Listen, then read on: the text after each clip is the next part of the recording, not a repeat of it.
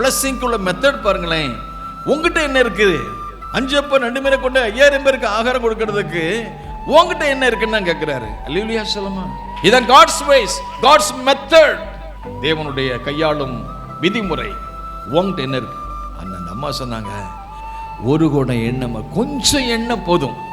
அந்த எண்ணெய் எதற்கு அடையாளம்? அபிஷேகம்.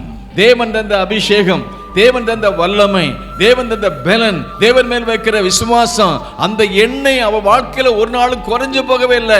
மற்ற எல்லாம் தானியம் குறைஞ்சு போச்சு, வீட்டில் இருந்த மற்ற எல்லாம் குறைஞ்சு போச்சு, அந்த அபிஷேகம் மட்டும் வாழ்க்கையில குறையவே இல்லை. புதிய ஏற்பாட்டுக்கு ஆண்டு கொடுத்த அபிஷேக வல்லமை, அவர்கள் எல்லாரும் ஆவியில நிறைந்திருந்தார்கள். அந்த நிறைவை தாங்க ஆண்டவரே. உலக பிரகாரமாக பணத்திலேயோ பதவியிலேயோ நாங்க ஒருவேளை குறைஞ்சிருக்கலாம், ஆனா ஒரு நாள் அபிஷேகத்துல நாங்க குறையக்கூடாது. ஆண்டவரே, ஆவியிலே நிறைந்திருக்கும்படி எங்களுக்கு உதவி செய்யுங்க.